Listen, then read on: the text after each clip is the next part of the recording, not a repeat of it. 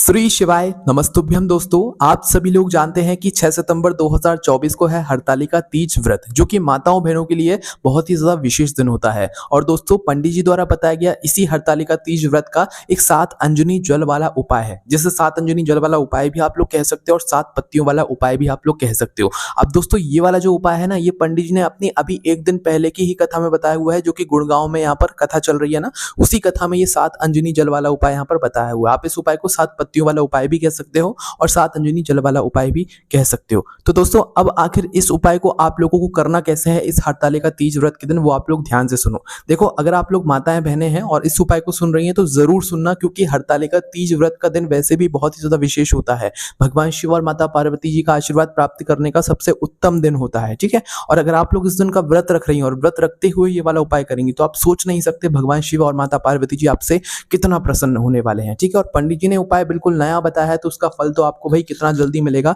ये आप खुद भी नहीं सोच सकते। इसलिए आप इस 7 अंजनी जल वाले उपाय को पहले अच्छे से सुन लेना, उसके बाद जरूर करना और खुद देखना कि भाई आपको इस उपाय को करने का फल कितनी जल्दी यहाँ पर मिल जाता है, ठीक है। तो चलिए जानते हैं 7 अंजनी जल वाले उपाय को आप लोगों को कैसे करना है, किसको करना है, किस समय करना है और कहां पर करना है। सबसे पहली चीज दोस्तों, इस वाले उपाय को किसको करना है ये हम लोग जान लेते हैं। तो देखो, हरतालिका तीज व्रत के दिन इस वाले उपाय को उस व्यक्ति को करना है जिसको अपनी किसी भी प्रकार की मनोकामना भगवान शिव जी से पूर्ण करवानी हो, अपनी किसी भी प्रकार की दुख और परेशानी को भगवान शिव जी से दूर कराना हो, ठीक है। या अपना कोई काम हो या आपका कोई दुख हो, उसके लिए भी आप लोग अपना ये वाला उपाय कर सकते हो, है ना। दुख और परेशानी को दूर करने के लिए विशेष रूप से पंडित जी ने हरतालिका तीज व्रत का ये 7 अंजनी जल वाला उपाय बताया हुआ है ना।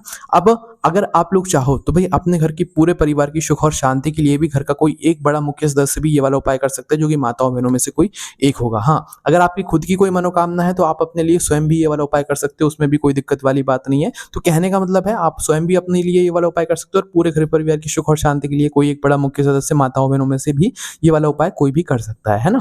उसके बाद में दोस्तों, आप जानते हैं कि इस 7 अंजनी जल वाले उपाय को हमें करना कहाँ पर है। तो देखो, ये वाला जो उपाय है ये आपको भगवान शिव जी के मंदिर में जाकर करना है, क्योंकि दोस्तों हरतालिका तीज व्रत की जो पूजन है वो तो यहाँ पर रात्रि में होने वाली है, शाम के समय से शुरू होती है। तो भाई ये वाला जो उपाय है ये आप लोगों को अपने घर के पास में जो शिव मंदिर है वहां पर जाकर करना है। ये उपाय आप लोगों के घर में नहीं होगा, इस बात का ध्यान रखना है ना। उसके बाद में दोस्तों अगली चीज है कि भाई इस उपाय को हमें किस समय करना है। तो देखो, ये हरतालिका तीज व्रत के दिन इस वाले उपाय को आप लोगों को सुबह के समय मुख्य रूप से करना है। अगर किसी कारणवश सुबह ना कर पाओ तो फिर शाम के समय प्रदोष काल में भी आप लोग अपना ये वाला उपाय कर सकते हो, आपको उपाय का फल जरूर मिलेगा। सुबह के समय की बात करें तो सुबह 12 बजे तक जो है, दोपहर के 12 बजे तक कभी भी उपाय को कर लोगे तो उपाय का फल आपको मिल जाएगा। इससे ज्यादा देरी मत करना, बाकी जितना जल्दी सुबह हो सकता है उपाय को करने की कोशिश करना। वहीं शाम के समय प्रदोष काल की बात करें तो शाम की 6 बजे से लेकर रात 8 बजे के बीच में कभी भी आप अपना उपाय करना, पर इस समय आप लोगों की पूजन शुरू हो जाएगी, तो उससे पहले पहले आप लोग अपना ये वाला उपाय पूरा कर लेना, ठीक है। उसके बाद में दोस्तों, अब अगली जो चीज है कि भाई इस उपाय को हमें करना कैसे है। तो देखो, इस उपाय को करने के लिए आपको सबसे पहले इस उपाय को समझना बहुत ज्यादा जरूरी है, क्योंकि इस उपाय का जो आपको फल है वो बहुत ही जल्दी और बहुत बड़ा होकर यहाँ पर मिलने वाला है। तो देखो, उपाय के नाम में आपको एक चीज समझ आ रही होगी, 7 अंजनी जल वाला उपाय या 7 पत्तियों वाला उपाय, है ना। तो 7 अंजनी जल वाला उपाय कैसे है वो आइए हम लोग समझते हैं, और उपाय की सामग्री क्या है, कैसे आपको उपाय करना है वो हम लोग जानते हैं।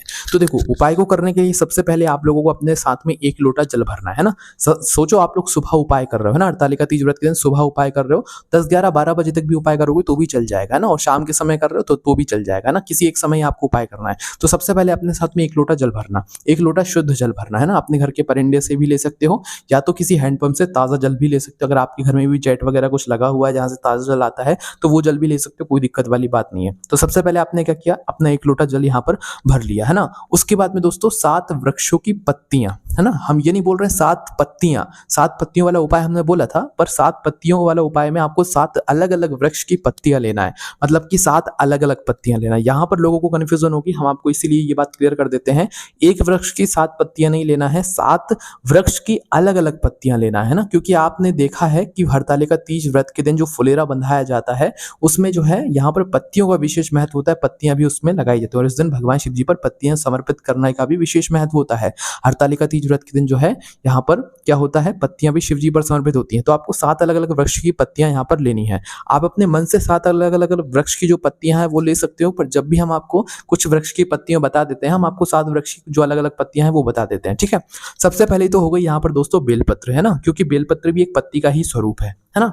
सबसे पहले हो गई बेलपत्र, उसके बाद में दूसरी हो गई शमी पत्र, क्योंकि ये भी एक पत्ती का ही स्वरूप है, ठीक है। तो ये 2 पत्तियां हो गई। उसके बाद में तीसरी अगर पत्ती की बात करें तो दोस्तों आप तीसरा ले लो आम का पत्ता, है ना। आम का भी ले सकते हो, वो भी एक पत्ता का ही रूप है। तो भाई तीसरा हो गया आपका आम का पत्ता, चौथा हो गया भी का पत्ता, है ना, भी आप जिसे अमरूद भी कहते हो, तो भाई उसका भी आप लोग एक पत्ता ले लेना, ठीक है। सभी वृक्ष के मात्र एक एक पत्ता लेना है, साथ साथ नहीं लेना है, सिर्फ एक वृक्ष का एक ही पत्ता लोगे, है ना। तो भाई चौथा हो गया हमारा किस चीज का, जो भी का पत्ता होता है, अमरूद का पत्ता हो गया वो, है ना। उसके बाद में अगली जो पत्ती होगी दोस्तों पांचवी, वो होगी हमारी गुलाब की पत्ती, है ना। गुलाब का फूल होता है, गुलाब के फूल में गुलाब की पत्ती भी लगी हुई होती है, तो वो भी पत्ती भी आप लोग ले सकते हो, है ना। उसके बाद में जो छठवीं चीज है, जो छठवीं पत्ती है, वो है दोस्तों सफेद फूल की पत्ती। आपने देखा होगा एक तरह का सफेद फूल होता है जो कि शिवलिंग पर चढ़ता है, भाई उस सफेद फूल की जो पत्ती होती है उसमें से भी आप लोग एक पत्ती ले लेना, ठीक है। तो एक पत्ती आपने क्या ले ली, सफेद फूल की ले ली। उसके बाद में गेंदा का फूल आपने देखा है, तो भाई गेंदा के फूल की भी एक पत्ती होती है, तो भाई एक पत्ती आप लोग वो भी ले लेना, है ना। तो इस तरीके से अगर आप लोगों को 7 अलग अलग फूलों की पत्तियां मिलती हैं वो ले सकते हो, 7 अलग अलग अलग वृक्षों की पत्तियां मिलती हैं वो ले सकते हो, पत्ता भी चल जाएगा, कोई दिक्कत वाली बात नहीं है, पर 7 वृक्षों की यहाँ पर पत्तियां हमें लेनी है, और एक वृक्ष की सिर्फ एक ही पत्ती लेनी है, कुल मिलाकर 7 अलग अलग वृक्ष की 7 पत्तियां लेनी है, ठीक है। तो जैसे ही आप लोग 7 पत्तियां इकट्ठा कर लेते हो, क्योंकि एकदम से नहीं हो पाएंगी, तो आप कुछ समय पहले कर लेना, या अगर दोपहर में भी मतलब आप सुबह ना कर पाओ उपाय किसी कारणवश, तो शाम के समय अपना ये वाला उपाय कर लेना। तो 7 वृक्ष की पत्तियां आप लोगों के पास हो गई, है ना, और आपका एक लोटा ताजा जल जो है वो आपने तैयार करके रख लिया। तो आपको शुद्धता का विशेष रूप से ध्यान रखकर जो भी ये उपाय कर रहा है, आपको अगर आप खुद के लिए उपाय कर रहे हो तो आपको अपने लिए अलग से सामग्री लेकर जाना है, घर के पूरे परिवार के लिए अगर उपाय कर रहे हो तो आपको सिर्फ एक सामग्री लेकर जाना है, ठीक है। खुद के लिए कर रहे हो, घर के सदस्य में से 2-3 लोग कर रहे हैं, तो सबको अपनी अपनी अलग सामग्री लेकर जाना उपाय के लिए, इस बात का ध्यान रखना हरतालिका तीज व्रत के, है ना। ये उपाय हम आपको इसलिए बता रहे हैं क्योंकि दोस्तों ये उपाय सिर्फ हरतालिका तीज व्रत के दिन आप लोगों को करना है, और ऐसा मौका दोबारा नहीं मिलता है, और हरतालिका तीज का व्रत के दिन जो है भगवान शिव और माता पार्वती जी का आशीर्वाद पाने का भी एक बड़ा ही विशेष यहाँ पर महत्व होता है, और हमें मौका मिलता है ना। तो करना क्या है आपको, एक लोटा जल और अपनी 7 वृक्षों की पत्तियों को लेकर शिव जी के मंदिर पहुंचना है। उपाय करने की विधि है, पूरा सुन लेना, थोड़ा ध्यान से समझना, है ना। तो शिव जी के मंदिर जैसे ही पहुंचते हो, भगवान के दर्शन करना, दर्शन करके शिवलिंग के पास में आप लोग आ जाना, ठीक है।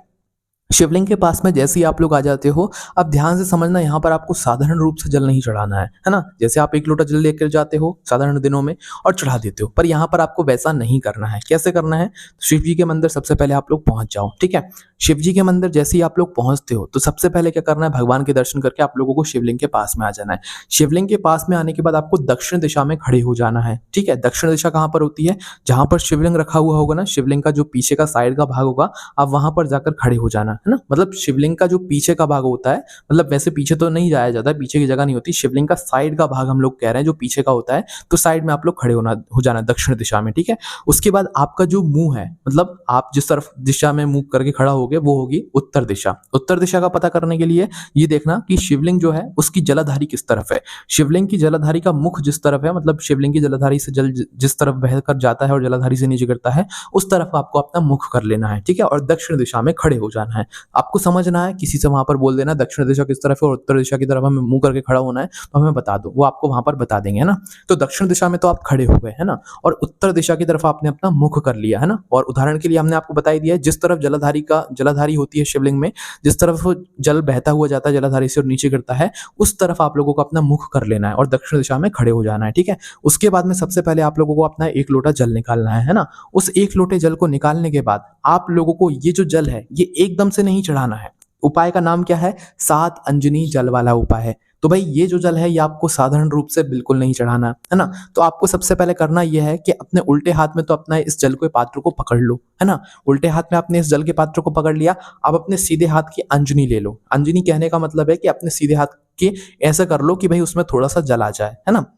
इस तरीके से अपने सीधे हाथ की हथेली कर लो। तो सबसे पहले आप लोगों को अपने उस एक लोटे जल में से थोड़ा सा जल अपने सीधे हाथ की हथेली में लेना है, या हम कह सकते हैं सीधे हाथ की अंजनी में लेना है। जितना जल बन जाए उतना जल ले लेना, ज्यादा से ज्यादा बन जाए तो ज्यादा से ज्यादा ले लेना, और जितना आपकी हथेली में आता है उतना आप लोग लेना, है ना। तो भाई पहली बार में आपको क्या करना है, अपने सीधे हाथ की अंजनी में जल लेना है और जल लेकर इसे भगवान शिव जी पर समर्पित कर देना है ना। आपका मुख होना चाहिए उत्तर दिशा की तरफ, इस बात का ध्यान रखना, और खड़े आप दक्षिण दिशा में होने चाहिए। जब जल चढ़ाओ जब जरूर आप शिवलिंग की तरफ देख सकते हो, कोई दिक्कत वाली बात नहीं है। तो पहले आपने क्या किया, थोड़ा सा अंजनी में जल लिया और उसे शिवलिंग पर चढ़ा दिया, है ना। अब इसके बाद आप लोग दूसरी बार जल लो और फिर उसे शिवलिंग पर चढ़ा दो। फिर उसके बाद तीसरी बार अपनी अंजनी में जल लो, थोड़ा बहुत नीचे भी गिर जाता है, बूंदे टपक जाती हैं, कोई दिक्कत वाली बात नहीं है, टेंशन मत लेना, ठीक है। तो तीसरी बार अपनी सीधे हाथ की अंजनी में जल लो, उसे शिवलिंग पर चढ़ा देना। फिर चौथी बार अपनी सीधे हाथ की अंजनी में जल लो, उसे भी अपने शिवलिंग पर चढ़ा देना। फिर पांचवी बार अपनी जो सीधे हाथ की अंजनी है उसमें जल लो और शिवलिंग पर चढ़ा देना। फिर छठी बार अपनी सीधे हाथ की अंजनी में जल लो और उसे शिवलिंग पर चढ़ा देना। और फिर सातवीं बार, मतलब जो आखिरी बार है, 7वीं बार भी आप लोग अपनी सीधे हाथ की अंजनी में क्या करना, अपना जल लेना और इसे शिवलिंग पर चढ़ा देना। ठीक है, तो आपने क्या किया, अपने उस एक लोटे ताज़ा जल में से एक अलग-अलग एक-एक करके मतलब जो है अपने सीधे हाथ की अंजनी में जल लिया और उसे शिवलिंग पर चढ़ा दिया, है ना? आपको लोटे से जल नहीं चढ़ाना है, यहाँ पर आपको सीधे हाथ की अंजनी से जल चढ़ाना है और उपाय सीधे हाथ से ही होगा।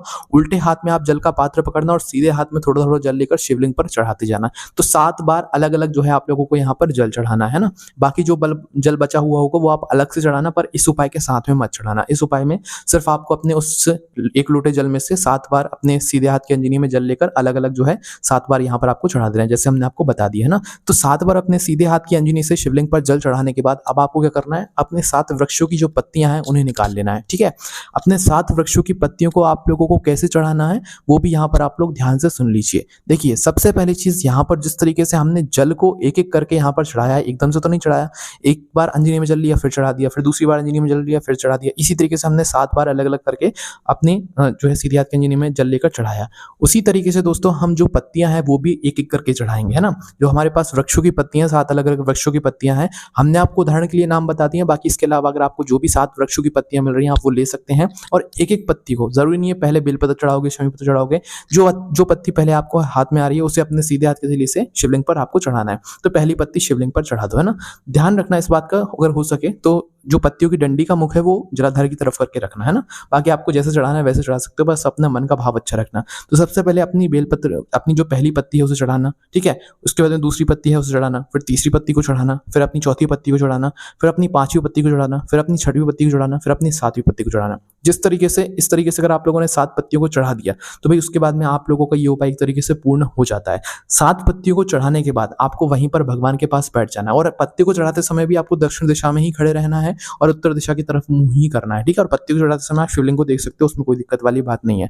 पत्तियां जैसे ही चढ़ जाती हैं उसके बाद में आपको शिवलिंग के पास में बैठकर भगवान से अपनी वो मनोकामना बोलना है जिसके लिए आप लोग अपना ये वाला उपाय कर रहे हो, ठीक है? ध्यान से सुन लीजिए, जिसके लिए आप लोग अपना ये वाला उपाय कर रहे हो आप लोगों को जो है अपनी वह मनोकामना भगवान से बोल देनी है, ठीक है?